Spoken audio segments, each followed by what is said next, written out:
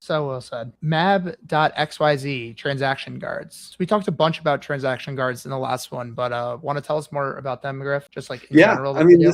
this is obvious. Like transaction guards are like assertions. It's basically a way to make sure that your transaction is going to do what you think it's going to do. And I don't know exactly how this one works. I might want to dive into it to make sure, but usually they have some kind of extra protections, and if it doesn't fall in this range of what is acceptable, then that one transaction will fail. Whereas a circuit breaker is like a ecosystem wide thing where something trips, like, oh my God, there's more than $1 million coming out of this bridge, shut down the whole bridge. Right. The transaction guard is more focused. Hey, this transaction is moving more than $1 million. That's too much. Stop the transaction. Right. Yeah. And this one specifically, while Griff was saying that, I just read the what is really cool. Like, I'm sure most of the people watching here have made a transaction in a wallet before, and you see like a simulation that pops up, and that simulation is not always entirely accurate. Usually it's close to being accurate, but it's kind of just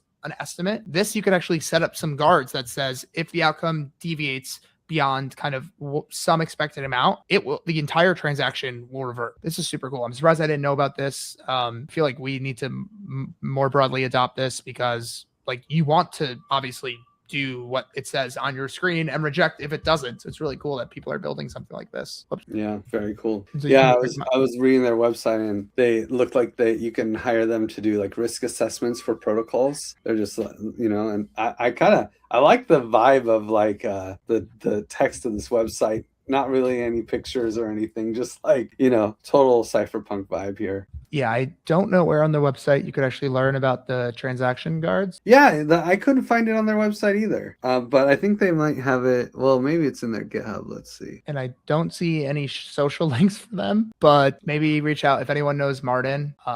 Reach out to him, because we want to learn more about transaction guards and we don't have a link. Yeah.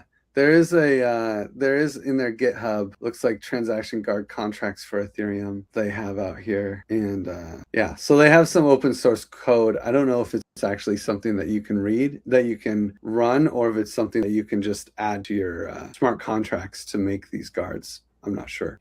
Well, I'm going to double down on that. Hopefully, Martin, you're listening here. We want to learn more. So can you comment? Yeah, exactly. Comment on the tweet that's going to clip